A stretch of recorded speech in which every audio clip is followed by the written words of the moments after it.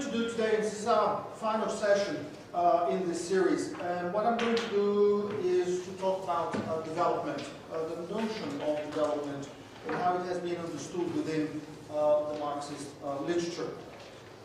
And since Marx published some of his work and Marxist parties started growing towards the end of the 19th century, there have been various attempts to apply the insights in Marxist political economy and the liberal theory of value to the problems of development. So Marx in Capital Volume 1 talks about primitive accumulation and the development of the growth of a single capitalist economy, and using the example of England especially. And then how can that be translated to other countries too? And Marx mentions very briefly from time to time the case of Germany. He talks from time to time about the British colonies, especially. He wrote about India. He was a newspaper commentator also. He talked about the issues of the day. Some of them, many of them, had to do with problems that we would now categorize as problems of international development. So this is the kind of material that I'm going to try and cover today. But that involves two different things, or two branches of the literature. One to do with what we would now call domestic development. How is it that capitalism emerges and evolves within one single economy, and international development? How is it that capitalism spreads around the world, and what are the relationships between what we would now call the core and the periphery of the world economy, or some kind of synonym to that, but the notion is clear. I'm going to start with the domestic thing. Now, the domestic aspect of development derives straight from part 8 of volume 1 of Capital, where Marx talks about what he called primitive accumulation or original accumulation of capital.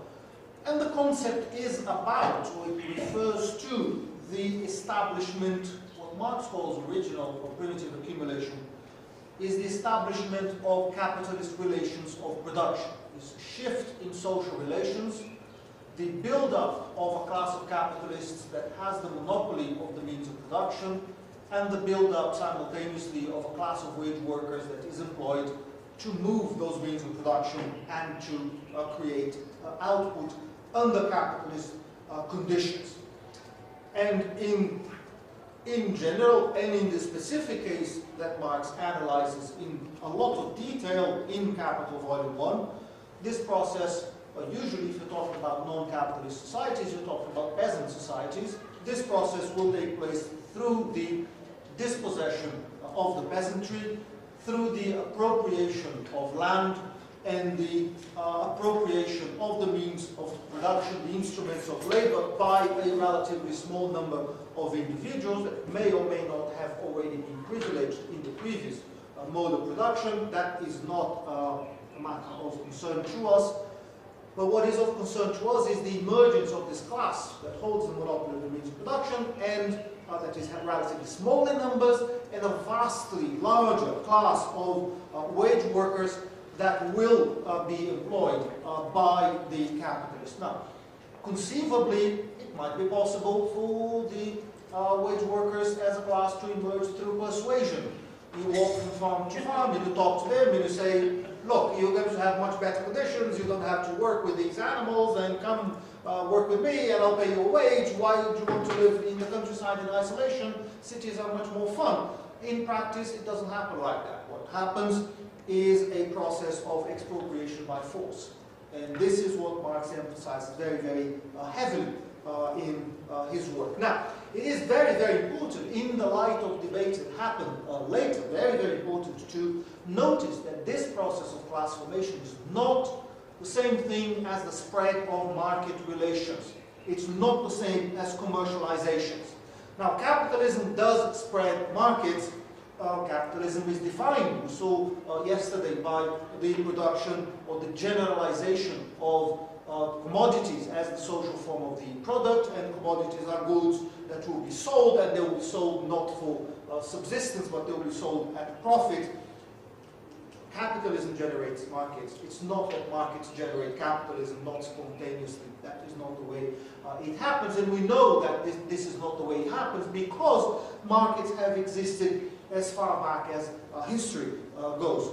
The markets are, if you read Herodotus' histories, you will see markets in the way he describes the existence of reproduction of ancient Greek society. There's a beautiful passage in Herodotus where he talks about, I think it was the Phoenicians. They would go down I think it was the north coast of Africa, if I remember. I read this years and years ago. And this was wild peoples that lived in this particular island. And the Phoenicians, I think, would go there because they wanted to trade, and they would stop their boats at a certain safe distance in the sea, and they would row to the beach, and they would expose their wares for sale on the beach, and they would row back to the ships to be safe.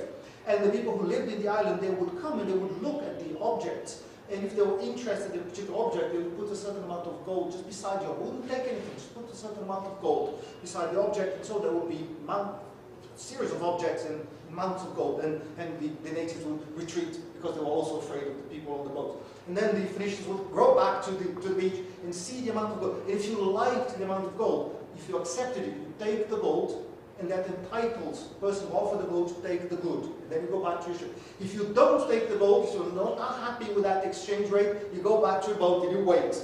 And then the person who was interested in that object puts a little bit more gold, and the bargain goes on for ages without they ever talking to each other, ever seeing each other. So this is market exchange. This is commodity exchange. You travel for thousands of miles to get there and sell and buy things. Markets existed in the Middle Ages. Markets existed since forever in human history. But a market system proper emerges in the 17th, 18th century as a capitalist market system, not a way to exchange surpluses, not a way to exchange occasional, casual, non-systematic surpluses, but as a way to sustain society itself, as a necessary aspect of social reproduction. That only comes about with capitalism, when commodities become the form, the typical form of the social product, and when most people are engaged in the production of commodities. That is a consequence of capitalism, not a cause of capitalism. Now, when Marx is talking about a primitive accumulation of capital as this process of expropriation of the peasantry and formation of two classes that compose the capitalist mode of production, that will imply two things. Now, if you read the neoclassical economics literature, usually you will find that it assumes, neoclassical economists assume in general, that capitalism emerges because of efficiency. It's a more efficient mode of production. Productivity rises when you rationalize production and produce for others in larger scales and so on. And who were the first capitalists? They were people who had virtues. They embodied the virtues, in particular the virtues of abstinence, the virtues of thrift. So if I am a person who embodies this virtue of abstinence, I don't squander my resources. You are not a person with those virtues, so you drink all your surplus, you gamble away, you spend in parties and stuff like that. So you will never accumulate anything. I never go to parties. I'm a religious person. I stay home. I work all the time. I accumulate. I am an enemy of alcohol. I don't do anything except focus on my work, and then I accumulate. I have virtues. You do not. There are those fables by, what is the fable? That there's the ant that works very, very hard, and there's the other animal that sings all the time. What is the cicada? Is it a cicada that sings all the time? I forget the species of animal. And then the story is, if you live in pouting all the time, then you will never be able to accumulate anything. You do not have a vision of the future. And to be a capitalist, you abstain from present consumption in the name of higher consumption in the future, and that is a virtue. It's good for everybody.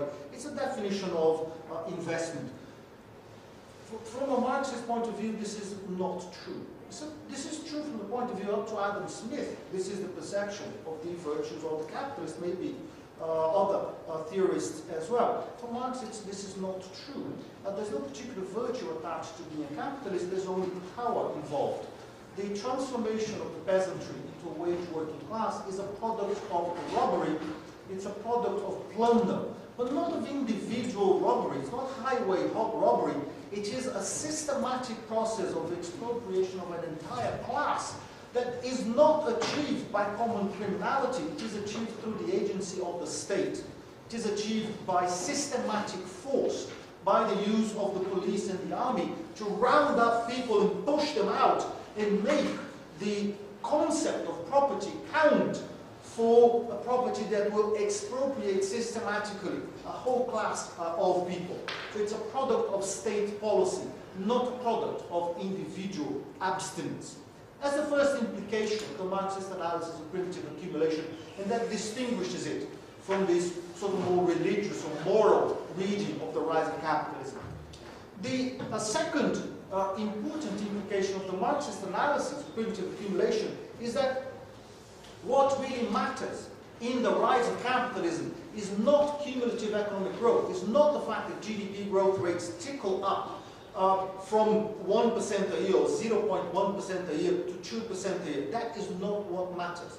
What matters in processes of systematic social change is the shift in social relations. So if you want to understand gradual growth in a capitalist society, yes, GDP growth rates are important.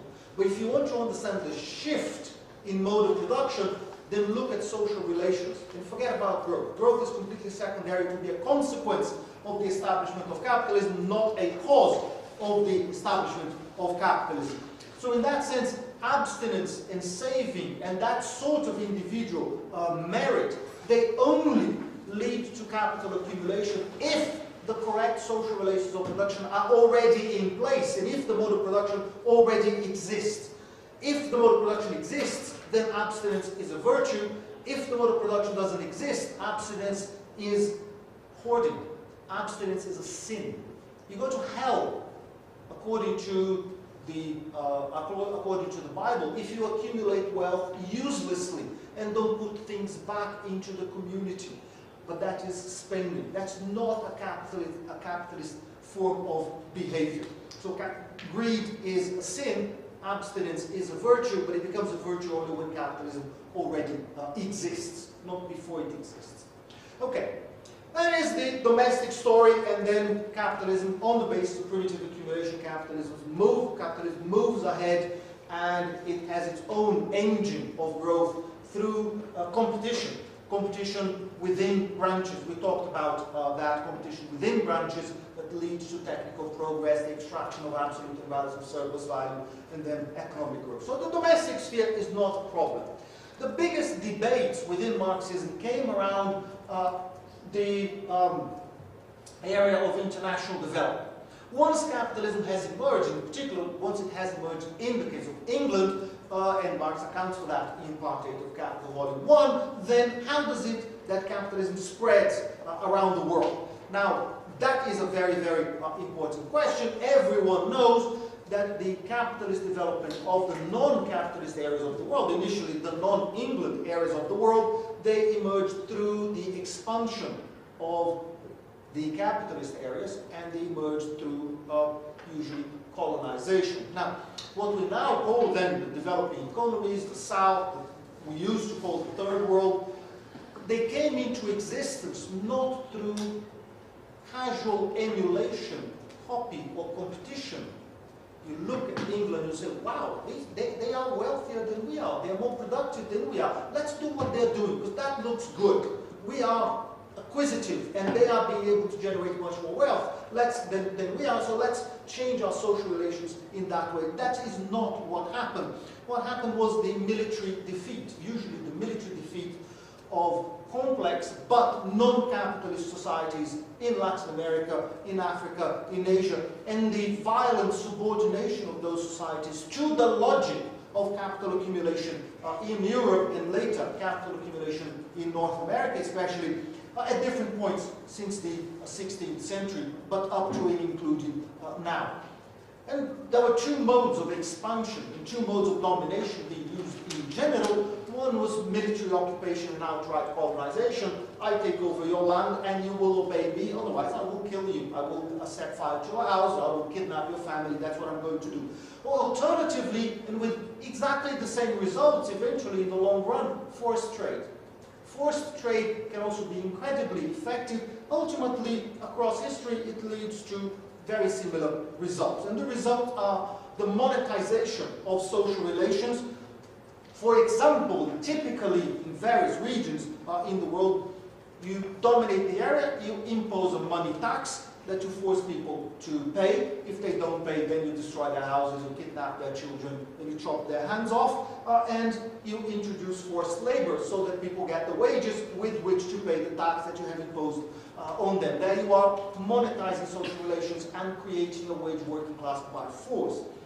You also appropriate the best land, either to the benefit of a foreign elite or to the benefit of a domestic elite or both. And you intensify labor to then generate a surplus product that needs to be then appropriated by the domestic elite and transferred to the foreign metropolis, and you destroy the conditions, the material conditions and the social conditions that allow those societies to reproduce themselves before without the mediation of international capital.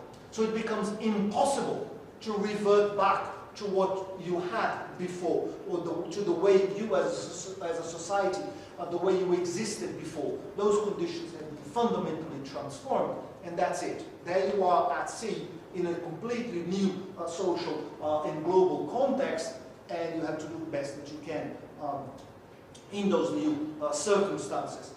Just one parenthesis on this, the concept of laziness. The concept of laziness is a colonial concept. It comes into the Western literature after colonization, not before colonization, because it's fairly intuitive. You get to a particular land and those people are not producing enough surplus for you. Therefore, they are lazy. They have to be made to work more so that you benefit by being able to extract something from them. Now, I told you before, I'm from Brazil. Now, if you go to Windsor Castle in the outskirts of London, there's an enormous amount of gold in that castle. And that gold comes from the Americas. That gold was extracted from places like Brazil via Portugal, that was the colonial power, but was too weak to hold on to much of the surplus that it extracted, and the gold ended up either productively or unproductively in other parts of the world, but particularly in Britain. So that is extraction, outright extraction. Now, this is the broad process of spread of capitalism, but there were three particular interpretations, Marxist interpretations, of the ways in which you could look at Marx's writings and apply them to the development of capitalism in the poor countries. And this is what I'm going to do now. Interpretation number one is following the German social democrats at the beginning of the 20th century, the Russian Mensheviks in the early 20th century, many contemporary Marxists, typically Jerry Cohen, a philosopher from Oxford, died a few years ago. His most famous book is called Karl Marx's Theory of History, a defense. But also colleagues of mine at SOAS, Bill Warren, who died a few years before I got to SOAS, but he was a prominent teacher in the Department of Economics, but also many other Marxists, non-Marxists, and for some reason, with a particular influence here in South Africa, they have argued that for Marx, what is essential in terms of the spread of capitalism around the world is high productivity. High productivity and technical progress. Capitalism is the most efficient mode of production in history.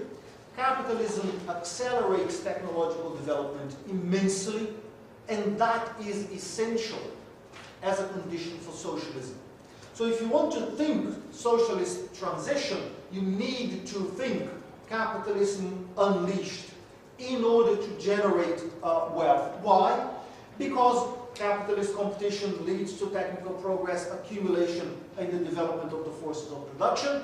And at a certain point, the development of the forces of production will lead to the breakup of capitalist relations, and that will be the entry point for socialism and then for communism. But then you can apply the same principle backwards, and that's what Jerry Cohen does in his book on Marx's theory of history. You project it back, you go back to the bands of disorganized primitive humans millions of years ago, and Cohen says, what is it that made those humans evolve over time? And the answer is their brains. Their brains are so powerful. Humans are always, they have this enormous brain capacity, they're always looking for easier and better ways to do things since the time of primitive people, since Neolithic times. You're flinting, preparing tools made with stones and stuff like that, and you move, there's a straight line from that to putting people on the moon and to Elon Musk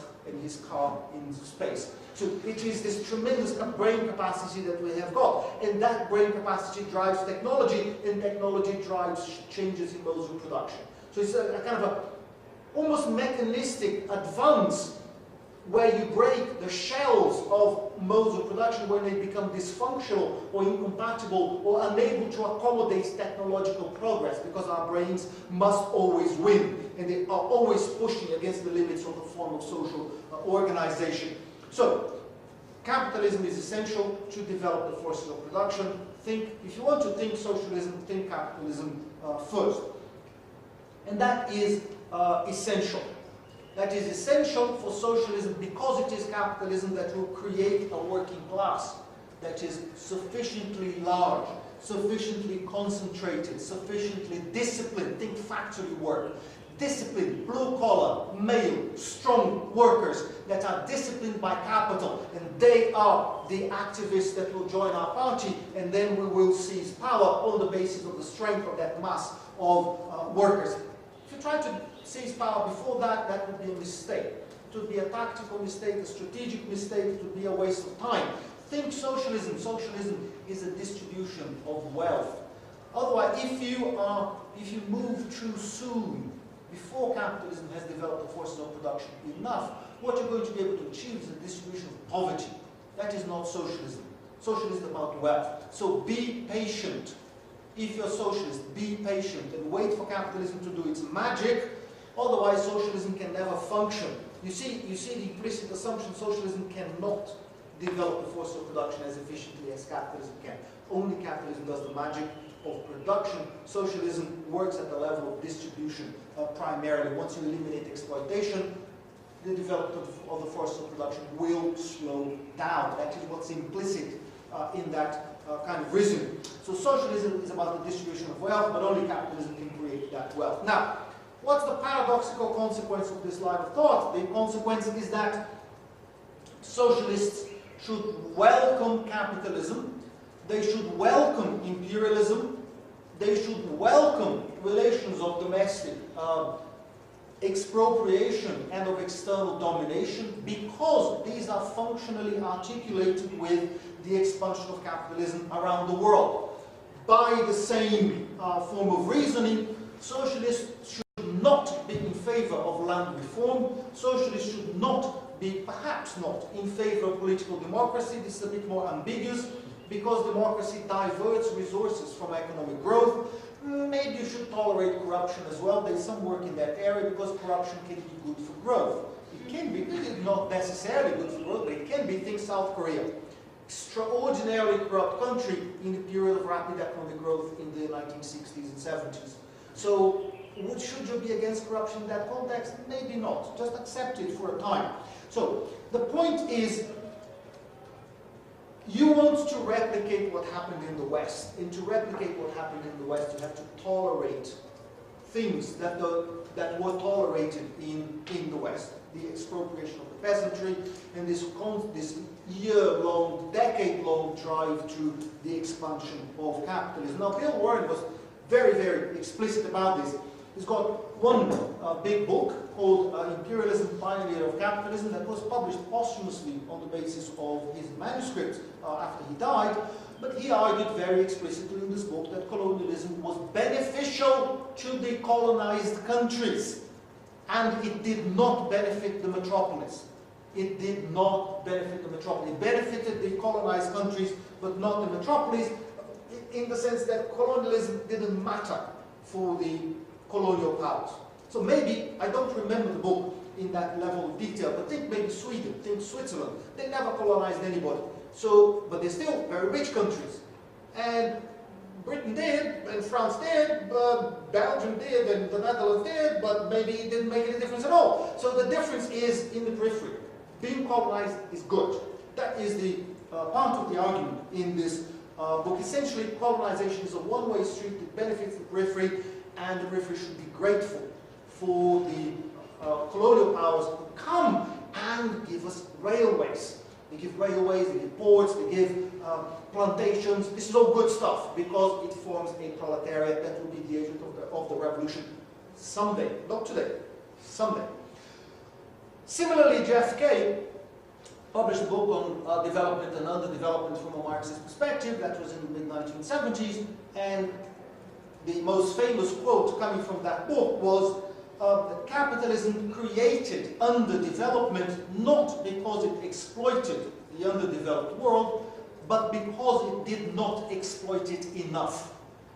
And this is a classic summary of this particular position. So, taking this line of reasoning to the ultimate consequences, the shortest route to socialism is through absolutely untrammeled, unregulated, uncontained capitalism, which is what they are.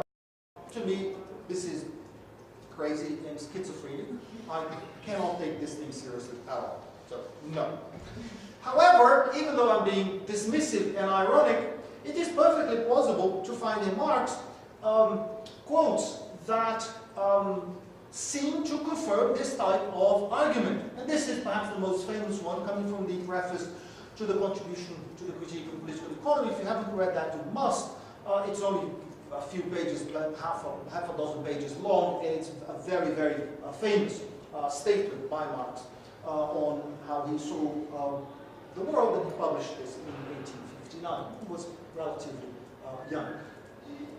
But it does seem to imply that there is a linear evolution of modes of production across history, and this linear evolution is driven by technological progress. If you want an even more, I haven't got the quote, I'm sorry, if you want an even more clear statement of this approach, look at the history of the Communist Party of the Soviet Union, in parentheses, Bolshevik, 1938. There's a chapter in the middle. So the book is the history of the Communist Party. It was the Central Committee of the party asked historians to write the history of the party. They wrote the history of the party. Stalin looked at it, he liked it, and he said, I'm going to contribute to this book. So he writes a chapter on methodology. And this chapter on methodology is linear. It's beautiful, absolutely beautiful. And it stands like a sore thumb in the middle of the book, because the book is about the evolution of the history of the party, and then there's this methodological and historical chapter in the middle. But are you going to tell Stalin not to put it there? Otherwise, don't do that. So, the thing, it's a beautiful book. It's absolutely interesting to read. Now, so it is possible to make the case that Marx thought linear. However, it's also possible to make the case that Marx did not think linear. And I think this is more plausible. I think it is also more closely associated with the research that Marx did in the writings of Marx when he was older. And as we all know, as you become older, you become more mature, smarter, more intellectually capable. At least I hope so. So this is, I think, one of the most provocative, most interesting statements of Marx on this particular question. Now, notice the date. This is a letter from Marx to Vera Zasulich, a Russian revolutionary. The date is 1881, so not long before Marx died. He died in 1883. Vera Zasulich is a fantastic individual. She was a revolutionary in Russia. She shot in, I think she killed a provincial governor in Tsarist Russia as part of the campaign of her I think it was semi-anarchist group at that time. She was imprisoned, she left prison, she continued to agitate, a very, very interesting personality. And within that group of activists, they have a debate about the situation in Russia. Now, Russia at that point in time is an agricultural country, and they have a particular form of agriculture that is the mir. It's an agricultural commune.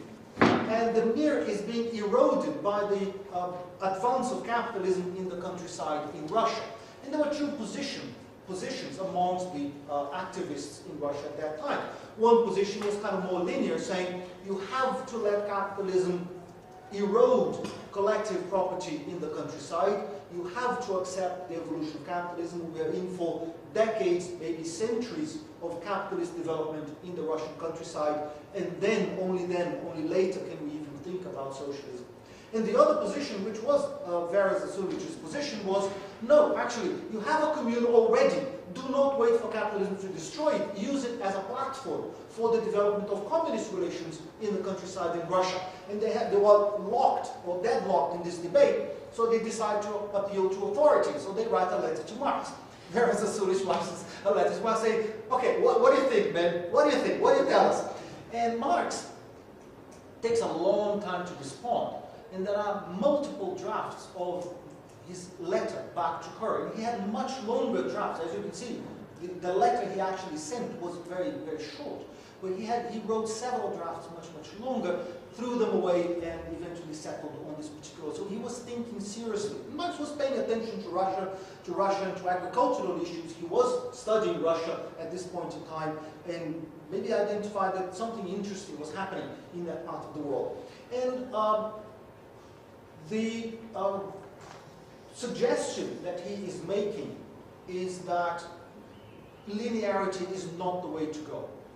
You look at the conditions in which you find yourself, the economic and social conditions of your country or the place where you're doing your political work, and you do the best that you can in those conditions. And I think, from my personal perspective, this is a very sensible approach to political struggle, but also to understanding the way capitalism develops over time. Now,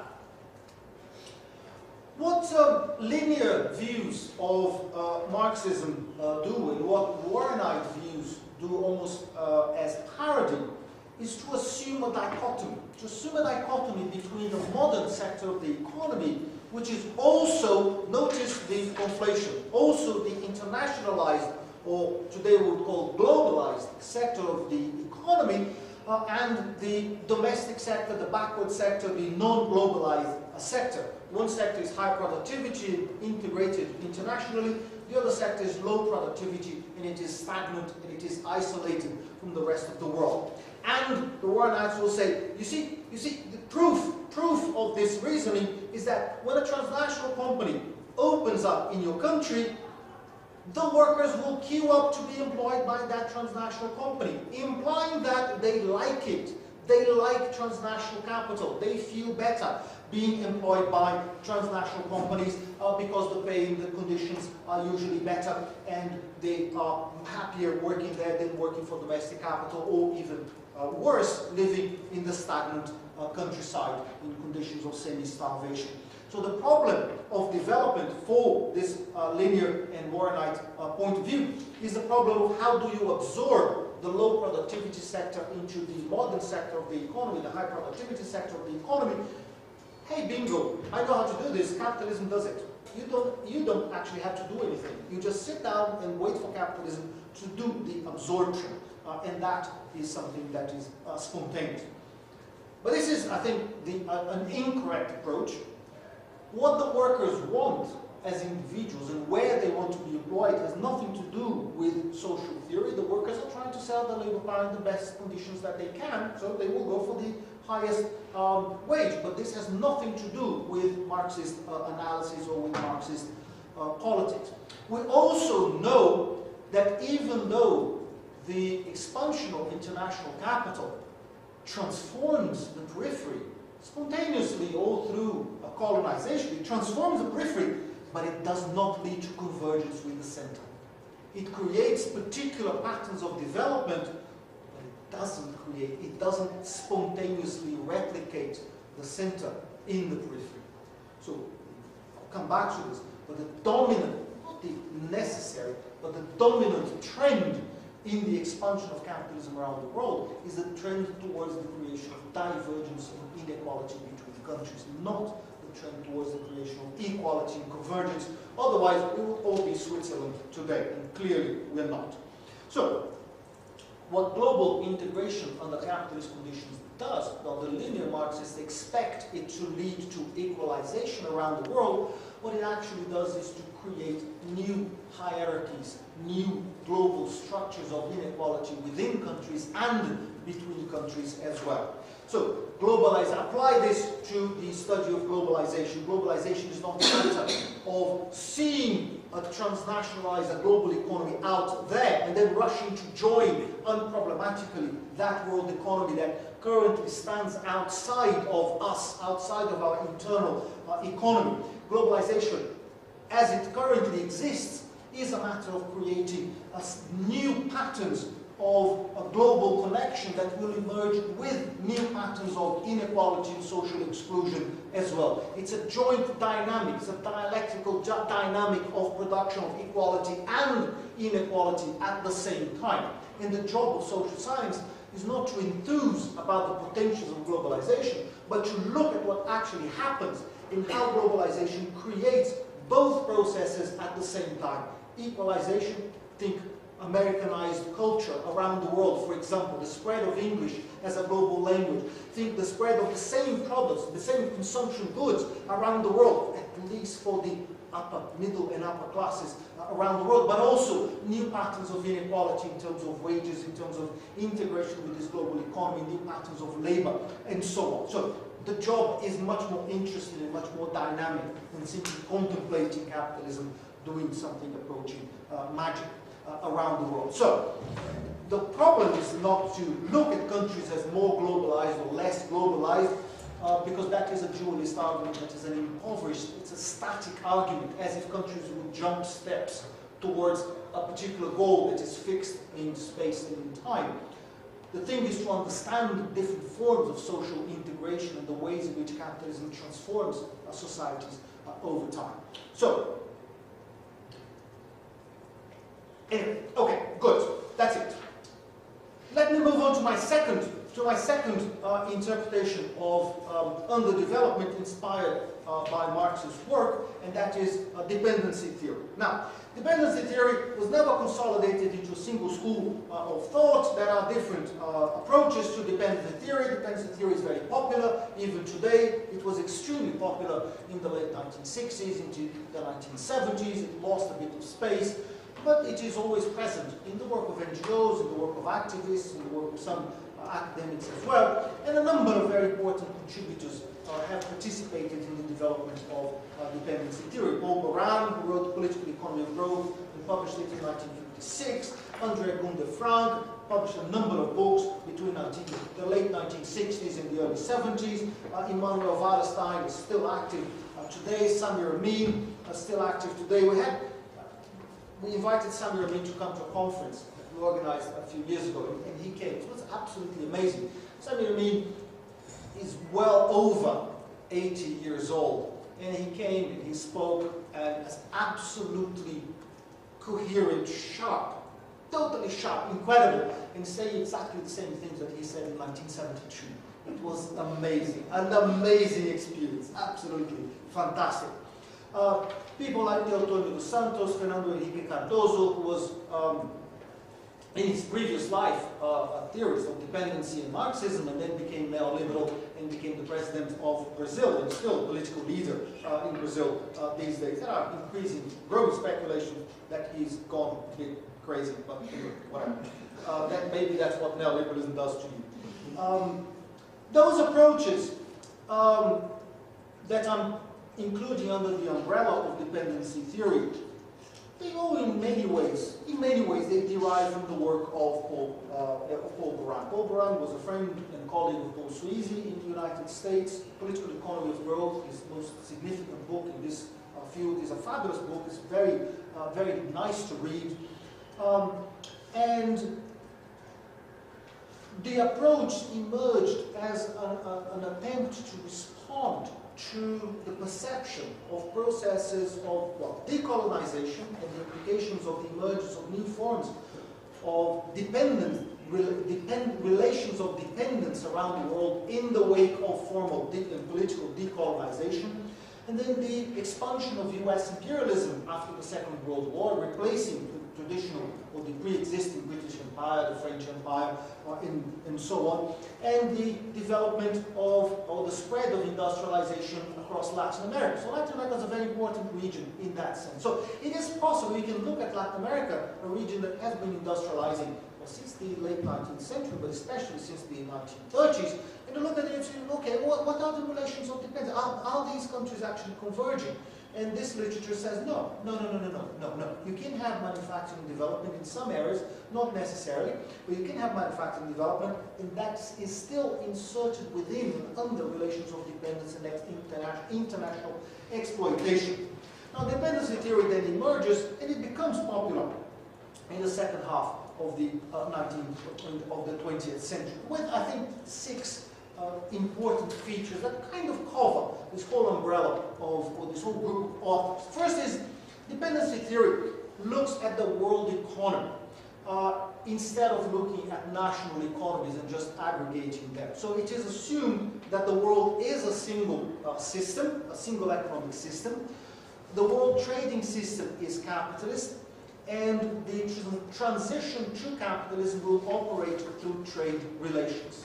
Under Edmund de Frank, when he was getting older, he goes a bit crazy over this thing, and he started looking back and seeing capitalism since 5,000 years ago, because of this assimilation of capitalism with markets. So wherever he sees markets, he sees capitalism, and he projects it back thousands of years, but that's a little bit of an exaggeration, and I think it's not necessary for the approach. But anyway, then there is a single world economy, but there is a world economy that is composed of a center and a periphery.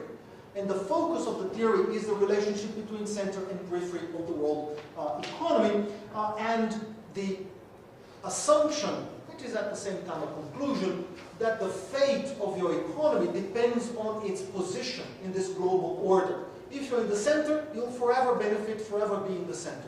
If you're in the periphery, you'll forever lose, and you'll be in the periphery for the rest of time.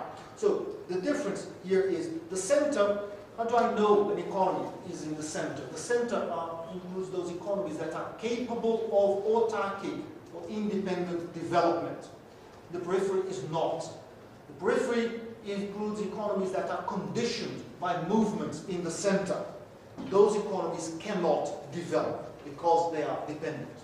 So you see the building blocks of the argument. There is also evidently here a rejection of linearity. The claim that the trajectory of the peripheral economies will not replicate the evolution of the economies in the center. So there is no linear succession of modes of production, and then more capitalism would guarantee that you would become rich. No, you will never become rich because you are in the periphery. Then they identify different types of economies. It's a sophisticated analysis. And for that, you look at the experience of Latin America, because Latin American countries had been independent since the early 19th century, and countries in most of Africa and Asia became independent only after the Second World War. So you have a broader expanse of time to look at if you examine Latin America. And then you can identify mercantile dependence, if you look at the colonial period. Then you can identify a financial and industrial dependence in the 19th century, after the industrialization of England in particular, and you can look at a technological stroke industrial dependence since the late 20th century, more closely associated with the expansion of the US empire. So dependence changes over time. And you also recognize the existence of distinctive social structures in the periphery. This is part of the story of non-convergence between periphery and the center. As capitalism expands into the periphery, and as imperialism does the expanding for capitalism, you have peculiar social structures emerging. In particular, that is distinctive for dependency theory, the emergence of a parasitic ruling class that they call the comprador ruling class. Comprador because they are buyers. That is coming from Spanish. They are buyers. They buy everything in all their luxury goods. They buy from the center. they consume it in the periphery, and in order to pay for that, they export the surplus that is produced in the periphery.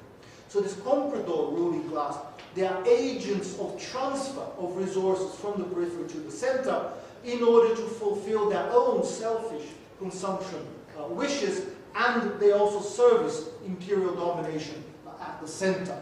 So these compradors, their interests, their economic interests, their political interests converge with the interests of the metropolis outside. They're traitors, intricately living within and exploiting your society in the periphery, but they're actually agents of the center outside. You also have different forms of labor, different forms of exploitation persisting in the periphery. Feudal forms of production, feudal relations of production that will not simply be eroded by the advance of capitalism. Things like sharecropping, for example, they are not simply eroded. These are not transitional forms leading to capitalism. These are typical forms of labor in the periphery as well. And they exist because they are functional to the needs of the center. So you can super exploit the peasantry in the periphery through sharecropping, for example, and you can transfer even more surplus to the comprador bourgeoisie and to the imperial centers of the world economy. And then you're looking at these structures of domination, structures of exploitation, and seeing how the surplus, they didn't call it surplus value, they called it surplus. Why? Because it doesn't depend on capitalist relations of production, it's a general mode of exploitation. The surplus produced in the periphery, how is it that it is extracted and transferred to the center? How do you define a surplus? Surplus is total output minus current consumption. Very simple definition. Notice this is not Marx's concept of surplus value. It's a quantitative material excess comparing what is actually produced with what you think would have been necessary to reproduce that society. Now, development is defined here as the reinvestment of surplus in order to increase productive capacity and distribute that output more or less equitably to bring everyone together.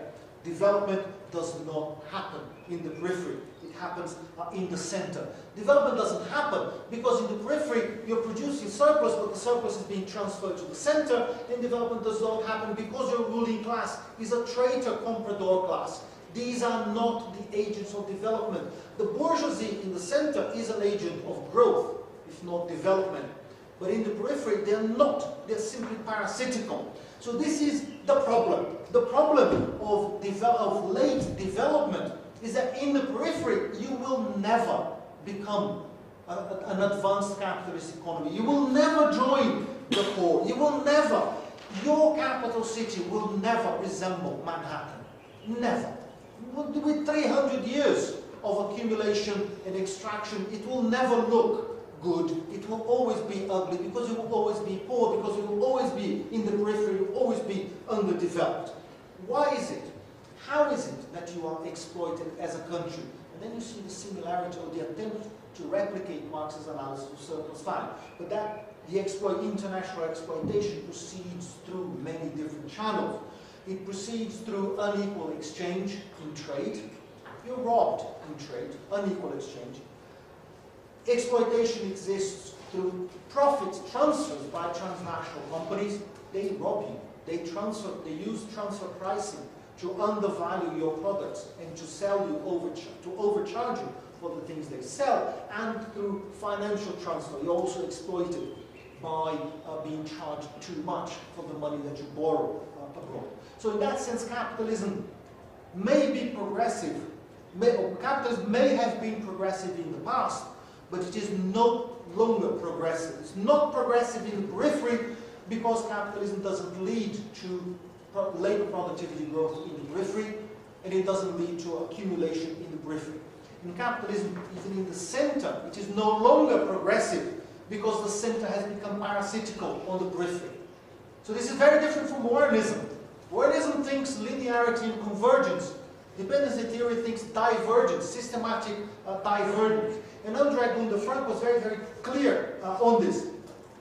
Gunder Frank calls this process this coexistence of center and periphery and the exploitation of the periphery by the center, he called it the development of underdevelopment. And this is the title of one of his most famous articles in one of his most famous books. So in that sense, underdevelopment is not a stage in the process of development. Underdevelopment is a condition. Is a condition for the countries in the periphery. If you are subordinate, you are underdeveloped, and you will be underdeveloped forever. There is no hope of jumping through to the center. So there will be possibilities of development for the periphery only after the revolution. You have to opt out of this capitalist world economy. You need a socialist government to eliminate international subordination, to shift production to the needs of the domestic market, to diversify the economic structure, and to absorb new sources or create new sources of technological progress. Without that, and this they call socialism, without that, there is no hope for you. You will be an underdeveloped country forever. Now, where does dependency theory come from? It comes from three intellectual sources. One is Latin American structuralism. Latin American structuralism is remarkable because it is the first social theory ever to emerge in the Global South. And it emerged in the Global South in the late 1940s, early 1950s. And Latin American structuralism looks at the world economy. They're examining the process of economic development of Latin America. And they look at the world economy and they say there is a center and there is a periphery. That is a thing that dependency theory captures. They look at the exchanges, commercial exchanges between Latin America and the developed economies, and the structuralists talk about unequal exchange as well. They don't say unequal exchange, I don't think, but they talk about the deterioration of the terms of trade of the countries in the periphery. So if you export primary commodities, and import manufactured goods, your terms of trade will decline over time. You'll need to export more and more quantities of commodities in order to buy the same amount of manufactured goods. There's a whole explanation for this, but I don't have time to talk about it now. And the structuralists also assumed that economic development required industrialization and it required political autonomy. And the dependency theory captures all that from the Latin American structuralists, and in less than 10 years translates that into a more radical rhetoric and pushes a new interpretation of development. Then the second intellectual source is monopoly capital theory. Now, monopoly capital theory comes from the work of Paul Sweezy and the work of Paul Moran that became systematic and was presented in a book called Monopoly Capital that was published in 1966. And the theory of monopoly capital is a under-consumptionist Marxist analysis of the development, not of the poor countries, but of the evolution of capitalism in the center, in the core of the global economy, drawing on Marx himself, but also heavily influenced by Keynesian theory and by Rosa Luxemburg as well. So the idea is that modern capitalism at that time, if you think this is middle of the 20th century, modern capitalism is dominated by large corporations. These are what they Sweezy and Moran call capitalists, large corporations. Because capitalism is dominated by large corporations, there is insufficient competition. Monopolies don't compete. Monopolies extract too much surplus, and they do not reinvest in new technologies of production because they don't need to. What they need to is use the surplus for advertising and for the capture of growing market share. That is not progressive. Implication, modern capitalism tends towards stagnation. And capitalism tends towards stagnation. This is an outdated mode of production. So there's a chronic tendency towards underconsumption. So there you tie Marx and Keynes and Rosa Luxemburg. There's a tendency towards underconsumption, which is the inability to sell the entire product of industry. And the economy will gradually slow down for lack of consumers. And that is a problem for modern capitalism, but this is the way it is. And the third important source of intellectual ferment for dependency theory is the notion of unequal exchange. Now, unequal exchange, there are various strands of unequal exchange theory. The most famous, perhaps, is a book by Emmanuel that was published in 1971 called Unequal Exchange, where Emmanuel tries to show how developing countries, or the periphery, how the periphery is exploited through trade. And the idea is to look at Marxist transformation problem and apply. Now, Marxist transformation problem is you have sectors of the economy with different intensities of capital. Some sectors, think the energy industry, lots of capital, employs very few workers, and other sectors of the economy, construction or agriculture, very little capital, but lots of workers being employed. Now, we intuitively know that the more capital-intensive sectors have higher productivity of labor, but the labor theory of value also says that workers are the only source of value. So more value will be produced perhaps in the sectors with the lower organic composition of capital, where you employ more workers. So there needs to be a redistribution of value, and this is the transformation problem. How do you distribute value from the sectors that produce lots of value with agricultural construction towards the sectors with more capital intensity and capital use? Translate that into different countries. The more advanced countries, they have more capital. The less advanced countries, they have less capital. So the poor countries are the agricultural sector in Marx, or the construction sector, and the more advanced countries are the energy sector in Marx. And then you translate that, and you see flows of resources, flows of value from the periphery to the center. That's what Emmanuel does. He's simply applying the transformation problem to the exchange between countries. And then you would be able to see this drainage of value from the periphery to the center. Now, it doesn't work. And it was very, very easy for anyone who knew anything about Marx to say, come on, it's wrong. It's wrong for a number of reasons, and it doesn't work. But the idea stayed. The idea that somehow the countries in the periphery are exploited by countries in the center. Now, dependency theory was very, very popular, as I mentioned. It became less and less popular over time, for a number of reasons. One of them was the general decline of the heterodoxy and the general decline of Marxism since the 1970s.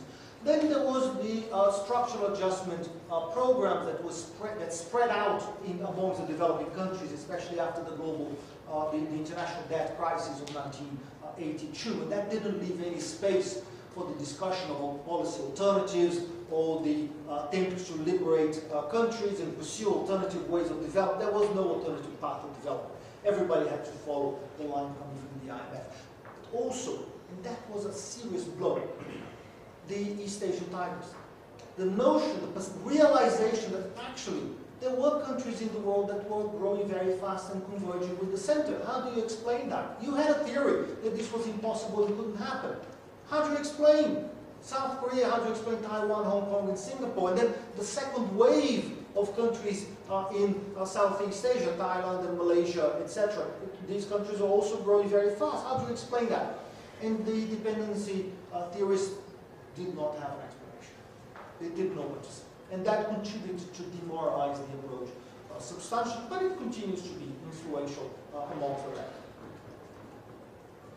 Okay, that's my second approach. My third approach, my third interpretation of underdevelopment, according to or inspired by Marx, draws on the work of some Russian Bolsheviks, particularly or including Lenin and Trotsky, but maybe not entirely, perhaps, because they were not necessarily consistent on this, but also other writers at this moment in time. Robert Brenner from the University of California, Alan Wood, who used to teach at York University in Toronto, and they tried to propose non-linear interpretations of Marx. We saw that linear interpretations of Marx are about a rigid succession of modes of production, from primitive communism or savagery to slavery, maybe or maybe not the Asiatic mode of production, to feudalism, to capitalism, to socialism, to communism.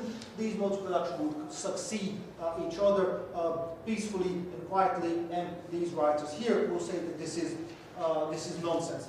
What Lenin, for example, is suggesting in this passage, and the volume 3 of Lenin's collected works is the development of capitalism in Russia. Lenin wrote the development of capitalism in Russia, if I'm not mistaken, when he was 29 years old, putting us all to shame. The book is absolutely marvelous. It is a joy to read. And he is looking at the development of capitalism in Russia and addressing the same problem as Vera Zasulich. To what extent has capitalism advanced already?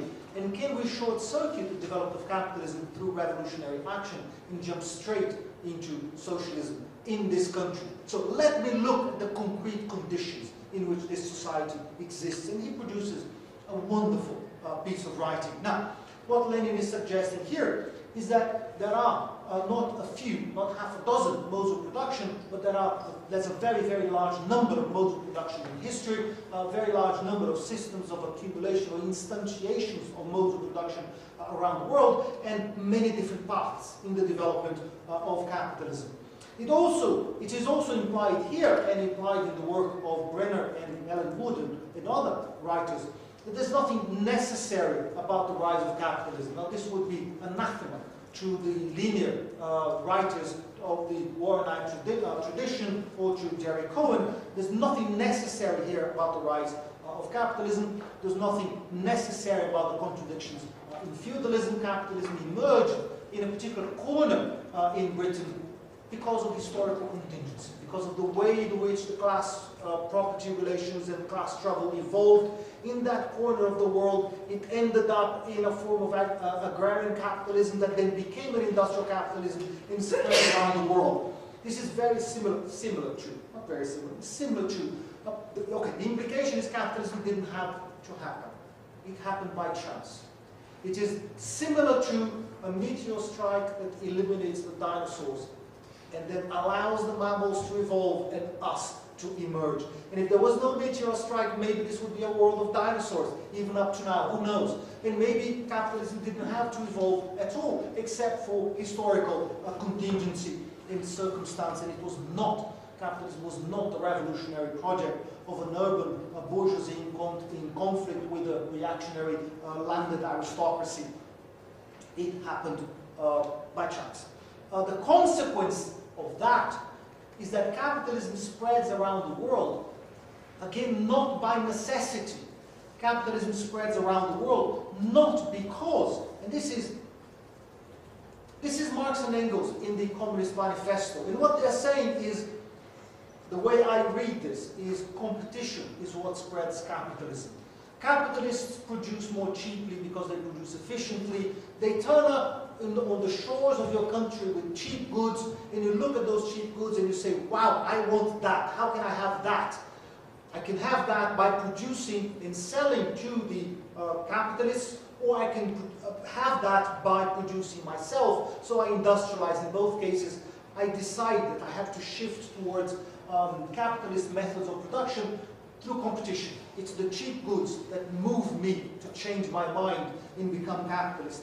And the implication from the work of Brenner and the work of Wood is that this passage in the Communist Manifesto is wrong. Capitalism doesn't spread around the world through economic competition. It spreads around the world through political expansion and military expansion. It spread around the world not because the capitalists can produce more cheaply than you can. It spreads around the world because the capitalists can produce cannon that you don't have. And they come and they bombard you until you surrender, and when you have surrendered, then you become a capitalist, because they enslave you and they force you to produce along commercial lines, and they take your land, etc., etc. That's how capitalism spreads around the world. So it's heavy artillery that spreads capitalism. It's not cheap goods. It's not cheap goods that demolish those Chinese walls that Marx and Engels talk about. It is artillery itself. And what happens on the other side of the divide? What happens to the countries being under attack from this expansion of capitalism? They develop their own strategies of adaptation and modernization, and those strategies are not uniform. You can have, as one possible strategy of response to the advance of capitalism, you can have the intensification of domestic relations of exploitation and the build-up of a repressive state apparatus that will mobilize resources for military ends to defend the country. That's the strategy of imperial Russia. Or you could have policies of neo-mercantilism and imperialism, which is the case in Japan, or you could have a response in the form of adoption of liberal policies. That's the example of Argentina. So, but in some way or another, you have to respond if you are in the periphery. And if you don't respond, or if you don't respond adequately, you're vanquished, you're extinguished. They occupy your country, they occupy your land. So either you invent a radical strategy of adaptation, and in that sense, you could see Soviet-style socialism as, at least retrospectively, a strategy of resistance in primitive accumulation and crash modernization in response to circumstances that were not of their own making at the time. So you respond in different ways, and you develop new class alliances and new class structures, and you're trying to respond and survive in a hostile world where capitalism is incredibly aggressive and will take over unless you are powerful enough to resist to it in some form or another. So the implication here is that the development of capitalism in your own country is not a precondition for prosperity or precondition for socialism. The question to be examined if you look at processes of development is, how do external conditions lead to domestic responses? And how can you then influence those domestic responses in the most responsive, distributional, democratic way possible, in order to allow your country to have the best possible standard of living, to be the most democratic possible, and look for the opportunity for fundamental change whenever possible. I think that is a much more constructive response from a left point of view than the War Act response, for example. Okay, very briefly,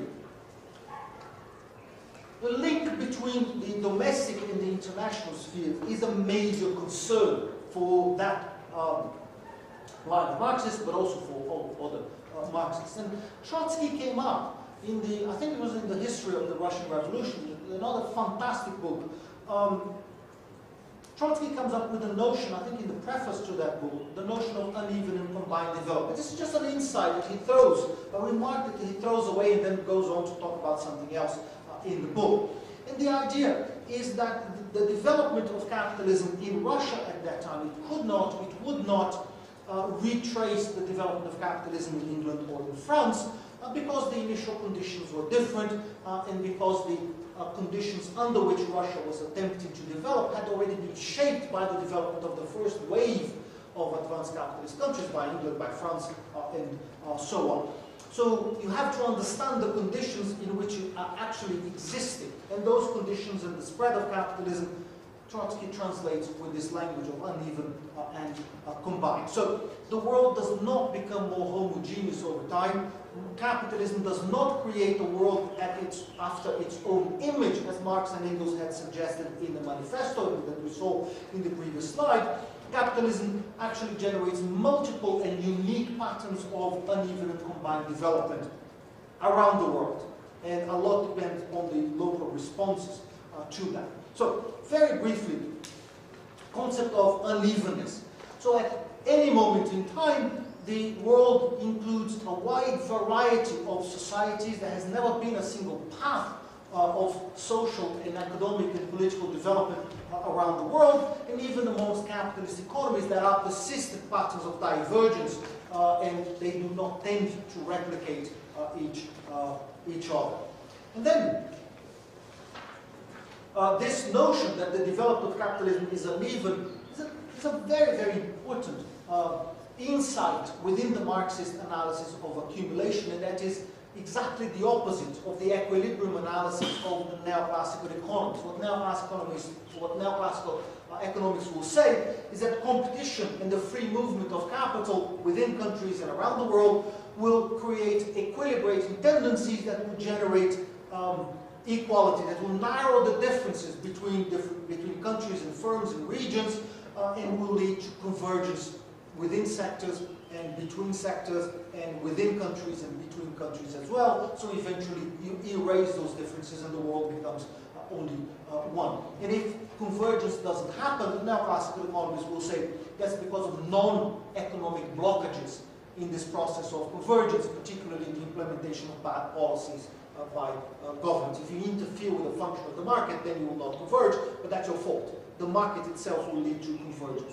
But that is an insufficient explanation, it lacks credibility, because if you look back at the past 500 years of human development, the dominant tendency around the world has been towards the creation of divergence. Societies are much more unequal now than they were 200, 300, 500 years ago. They are more unequal now than they were even 50 years ago. It also does not explain, the neoclassical approach also does not explain why is it that the rich countries now concentrate all that wealth in that limited area of the world. Why were they chosen? Why is it that wealth is concentrated there instead of spreading out randomly around the world? So why? So there is no explanation for that in neoclassical economics, not spontaneous. Then you have to twist and force to find that. Now,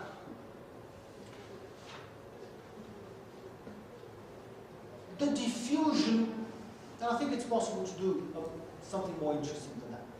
Once capitalist relations of production emerged in Western Europe and then spread to North America in the 17th, 18th, 19th centuries, they produce what I think can legitimately be called, and I think this comes from John Weeks' insight, a primary modality of uneven development, which is this division of the world into an economically dynamic, highly integrated set of capitalist countries in a relatively non-dynamic, non-capitalist periphery.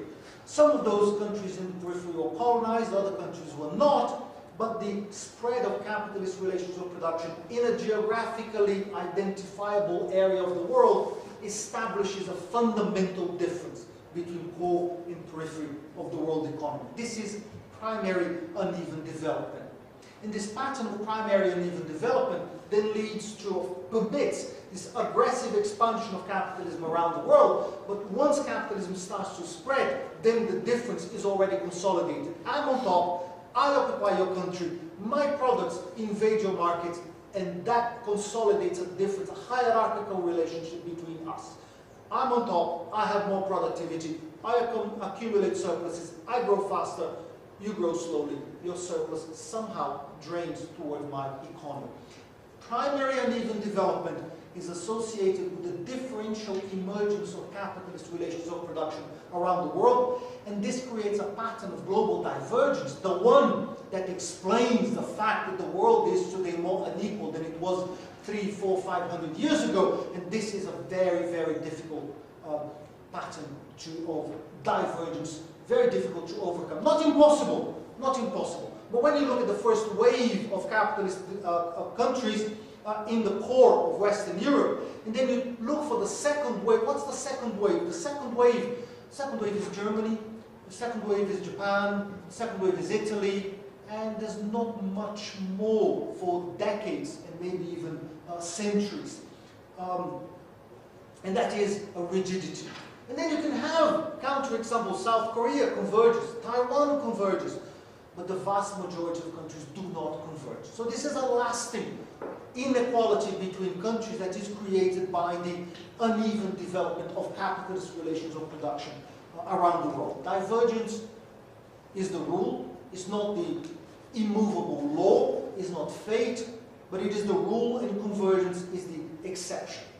But there's also a secondary pattern of uneven development, which is once you have capitalist relations of production established around the world and spread out around the world in different ways by capitalism itself, then you can have a pattern of fluctuation, of accumulation within capitalist economies and around the world itself. Then you have cyclical patterns of convergence and divergence between economies, with convergence being the dominant tendency in the long term, because new industries emerge, new patterns of employment, wage levels rise and fall, and you look at the pattern of secondary uneven development able to lead to some form of convergence. Look at the recent commodity boom. Around the world, the global south was growing for 10 years maybe, 5 percentage points faster than the global core. That narrowed the differences in the world economy. That is a counter tendency to primary uneven development. And then you have another bout of you have the global crisis, and then the collapse of commodity prices after like 2011, 2012, and then the periphery slows down again. And you have secondary uneven development explaining divergence, global divergence that moment in time. So, primary uneven development is a lasting tendency towards inequality that is difficult to reverse. Secondary uneven development explains fluctuations in the relationship, economic relationship between poor economies and rich economies in the global core. So over the historical long term, what can we say? We can say that it is, you will tend to observe fluctuations, and that it is very difficult for developing countries, for countries in the periphery to converge, but it is possible. But to understand those processes of convergence, where they exist and where they fail, look at the spread of capitalist relations of production, and look at the patterns of secondary and even development that exist between countries as well. So it's conjunctural analysis, and it's detailed analysis that will allow you to understand why South Korea can achieve success, but other countries do not achieve success in that sense. So, let me move to my conclusion. And just say one thing about paths of transition.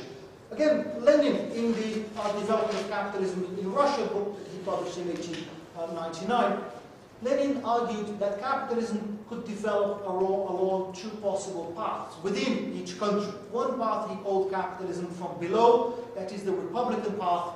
The other path is capitalism from above, or the Juncker path, named after the Prussian Juncker landlords. The way Lenin characterizes the Republican path of capitalism from below is a break in, through a break in pre-capitalist production through some kind of bourgeois democratic revolution. Think French Revolution, but think also colonization of the United States. So there is no monopoly of the land. The landlords, in the case of France, are expropriated. In the case of the United States, they never existed. They have an open frontier, and there is no serfdom. There are no relations of serfdom. You have small peasant farming developing. You have a capitalist agriculture developing more or less naturally, and that leads to mass commodity production in that society, mass commercialization, and then you have relations of relative social equality in that economy, an economy of high wages. I would think of the United States. Why high wages? Because if you pay me low wages, I will go on. I will go to the frontier, and I will have my 40 acres and a mule, and I will cultivate my own land. So the only way to retain workers is to pay them high wages. If you pay them high wages, you also create incentives for technical modernization, incentives for machinery to be introduced. If you have an economy that is closed, where the frontier is not open, then you can pay low wages, and if you pay low wages, people cannot go away, and there are no incentives for mechanization and for productivity growth. So much better to have the open frontier, and then you create this virtuous circle that leads to capitalist accumulation. And those were the examples of the United States, France, or Britain. For Lenin. He also looks at the Juncker path. The Juncker path is a slow transition of feudal landlords into capitalists. And that was catalyzed in Germany by the transformations that followed the Napoleonic advance into Prussia, and the need to modernize the Prussian army to resist the Republican French attack. And the modernization of the army demands the modernization of agriculture, the modernization of the state, and the modernization of the whole economy.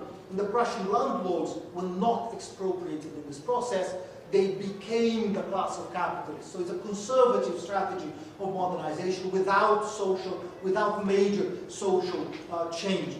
And the examples that Lenin uses are Germany and the Austro-Hungarian Empire. This is a reactionary modernization that maintains the relationships of social subordination that existed in the pre-capitalist period and translates them into capitalist relations of production without a revolutionary process and with mass degradation of the peasantry. It's a strategy of modernization through impoverishment and exploitation. So the contrast between those two paths, Lenin uses that to say, well, one path is much more democratic. It favors the development of democracy, and the other does not. It favors the development of aristocracy, because countries following the Juncker path, they never break. They never properly break with feudalism. And then Lenin is looking at these two possible paths when he's examining, not because he's a historian, not because he's an academic, but because he's looking at the paths that are actually open to Russia itself. And how can you look at the experience of other countries and examine the possibilities of revolution in Russia? How can you frame the space for revolutionary activity in that country? So you have to understand, don't jump into conclusions, but understand the process of development, understand your own society before you start your revolutionary activity. So Lenin ultimately believes that Russia is closer to the Juncker path unless you do something about it. Now, let me move one step back. I'm not going to move one step back because you've suffered enough. I'm just going to make one final comment. That if you could, and this is just something that I'm going to throw for a conversation later, you could expand the Leninist analysis of the two paths into a third path of development that would be typical to some extent of colonies and semi-colonies, and I'm calling this the colonial path of capitalist transition. So capitalism developing under conditions of colonization is a peculiar kind of capitalism. It's not a different mode of production, but it's a path of transition towards capitalism that includes all the regressive features of the capitalism from above associated with the Juncker path, plus you have a state and a society and an economy that were historically structured for the plunder of that economy and the benefit of the outside. And the colonial path could be seen to have four features. One is the rule by a foreign elite in association with a domestic, subservient elite that doesn't even attempt a domestic route for accumulation. So what you have is a state that is necessarily authoritarian and coercive, that attempts to maintain institutions of exclusion, exploitation, and political rule by this elite.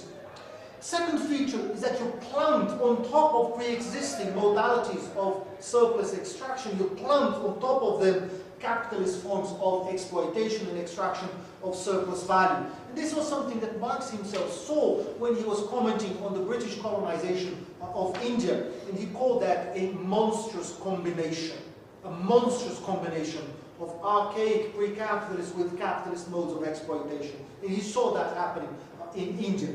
So this is a form of capitalism from above, but it is more bizarre than the Juncker path because it's associated with colonial exploitation, the persistence of unfree forms of pre-capitalist labor in the world today.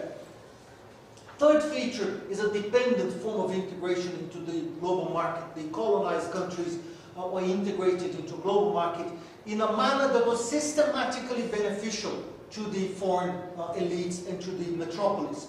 And this was done through the forced specialization of the colonies as primary producers of commodities for the benefit of the metropolis in areas that were arbitrarily chosen, either by nature, if you had minerals, for example, or simply arbitrarily, you're going to produce cotton, you're going to produce rubber, because I want you to, and I have the power to force you to do this. And that distorts the economy in specific ways that will make it very, very difficult for normal forms of capitalism, in inverted commas, to develop later. And then the fourth feature is the systematically transfer of surplus value to the center. And the surplus from the colonies was transferred to the metropolis through a wide variety of channels. Absolute open robbery, or remittances, or gifts, or salaries, or unequal exchange through mechanisms that we need to specify and understand, and interest charges and capital repayments, and so on. So what the Republican path does is, we can look at the Republican path and we see the bourgeoisie overthrowing the feudal overlords, or making a whole new country through some kind of revolution or some kind of democratic state. If you look at the Juncker path, you see the feudal lords slowly morphing into a class of capitalists with state support. If you look at the colonial path, you see the capitalist transformation, or the capitalist forming of the state under direct pressure from abroad, and the state then transforming society through the intermingling of external capitalist elements and the emergence of a domestic class of capitalists, usually through the transformation of the pre-existing ruling class into a new class of capital. This is very, very clear.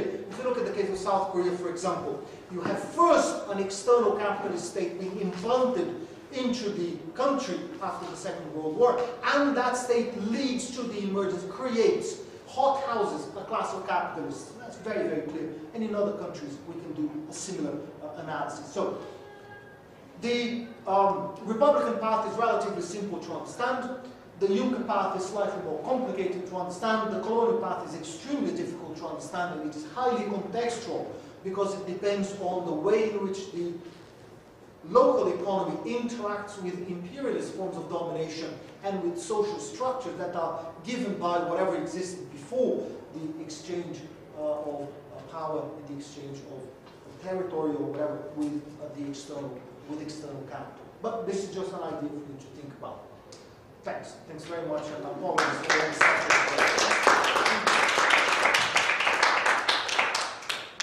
comments and questions and ideas and thoughts.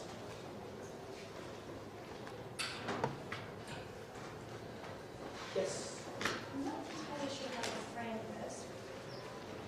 Could you say the younger path is similar to Gramsci's passive? That's a very interesting thought. Yeah, it does look plausible. Yeah, it looks plausible.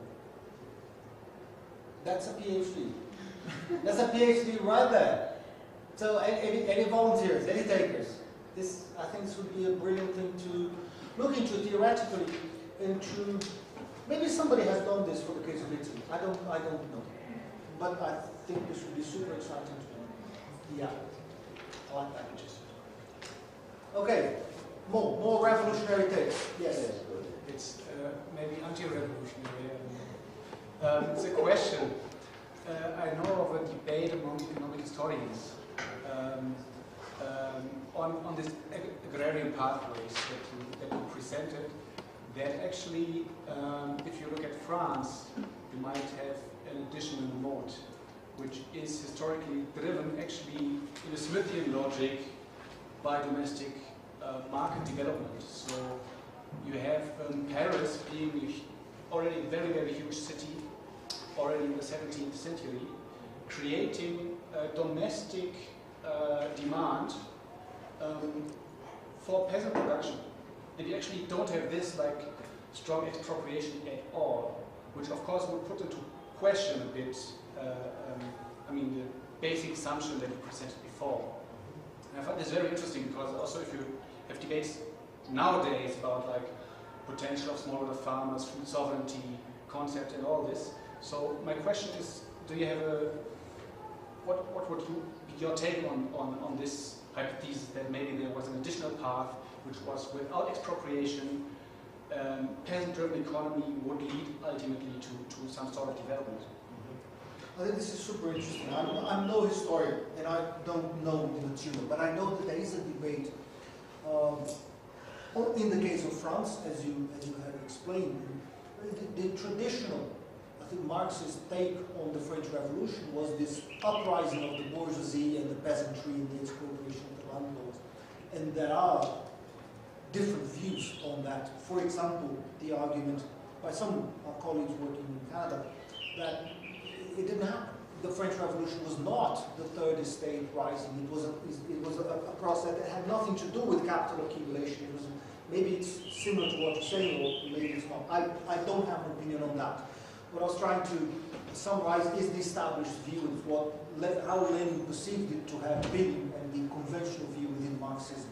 But I think this is extremely helpful also to illustrate the point that the analysis of social transformation, again, is not linear. And the expectation that you would look at the French Revolution and see capitalism breaking through a shell of dysfunctional social relations, that doesn't work. It doesn't work in practice, or at least there's a legitimate debate to be had. And the resolution of this debate is through the analysis of historical evidence. Now, I have no evidence, I don't have an opinion on that. But the implication is any discussion of how surplus was accumulated in France and how the French Revolution actually happened will have to be informed by actual historical, painstaking historical work, which is what Brenner tried to do for the case of England. And there's a very interesting debate, for example, between Brenner and Alan Wood for the case of the Netherlands. What is it that actually happened in the Netherlands, in the commercial revolution in the Netherlands, and what was the social substract of the transformation that led the Netherlands to become the first, maybe the first capitalist country in the world, the first commercial power in the world. Fantastically interesting. I just don't know it. Don't know this literature. More ideas, more suggestions, comments. Okay, just two issues. I'm trying to work out where would you locate race and racism in the originary moment of capitalism and how you presented it. So even in Capital, when Marx talks about primitive accumulation, he talks about Africa as the warren of black skins, and he also talks about Latin America and so on. I mean, it's a very tight formulation. But so subsequent work like Eric Williams, Walter Rodney, Robin Blackburn on slavery and so on. I mean, how would you engage with this issue and place it in the making of capitalism, including primitive accumulation? So that's the first point. The second point is about thinking about the strategic response of a neo-Marxist dependency theory. So Samir Amin, for example, argues delinking, and he's argued it even now in this period of globalization. And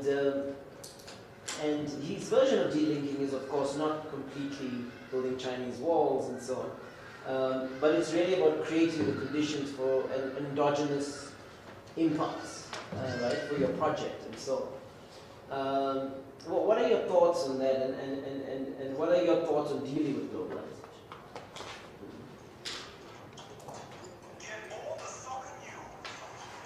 What? Not the news. Let's move on to important things now. I have never worked on race or slavery. My suspicion, on the basis of very superficial readings, is that it was absolutely essential for capital accumulation in Britain. I don't know the answer to the question, could capitalism have emerged without slavery? I simply don't know. Marx describes several passages talking about slavery in Volume 1 of Capital, and there's one that is particularly impressive to me. It talks about colonization of the Americas and the enslavement of the native populations, and he talks about the mines in Peru and in Bolivia, and how the miners were entombed within the mines and forced to work there until they died. And they would normally die within 6 months, but it wasn't a problem because we had an endless supply of human beings that you could throw into those mines. So it's absolute blatant exploitation, and this was the goal that I saw in Windsor Castle in London. That gold was extracted by slaves in Brazil. So could capitalism have even emerged around the world without slavery? I don't have an answer to that, but it would certainly have been a very different kind of capitalism if it could have emerged.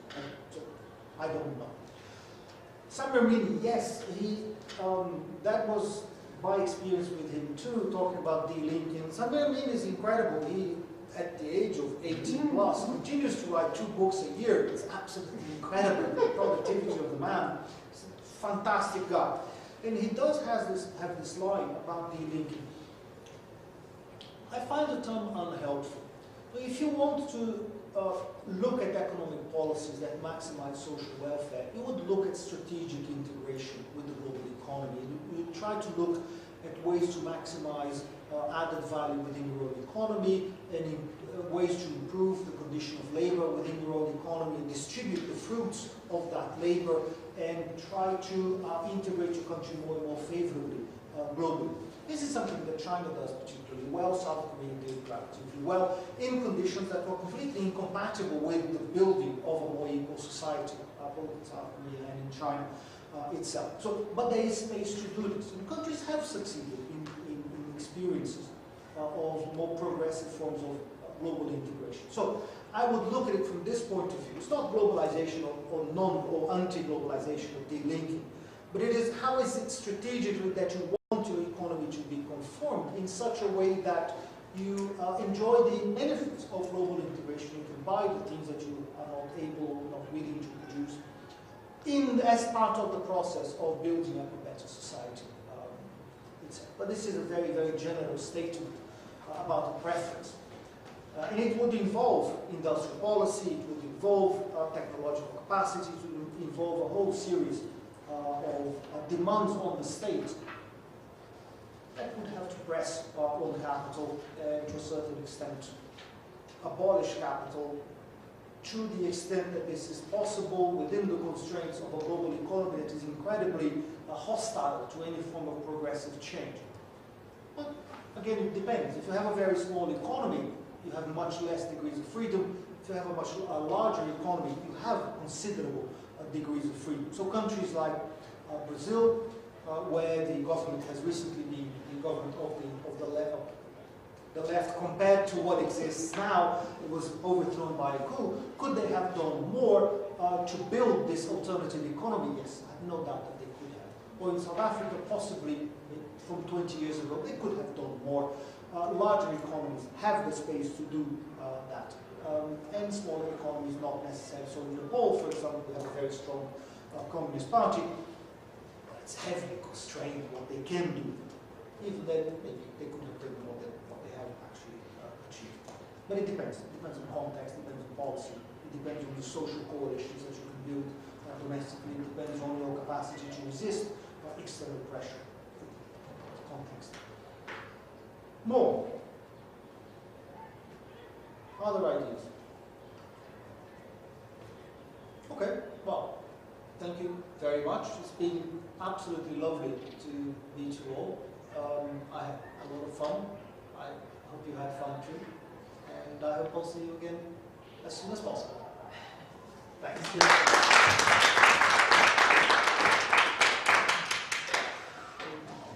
So Alfredo, I just want to say thank you on behalf of the co-conveners, Michelle, Devin, and myself. And thank you also on behalf of all of us here. And thank you on behalf of the National Institute of Humanities and Social Sciences and the Rosa Luxemburg Foundation. Thank you. Thanks,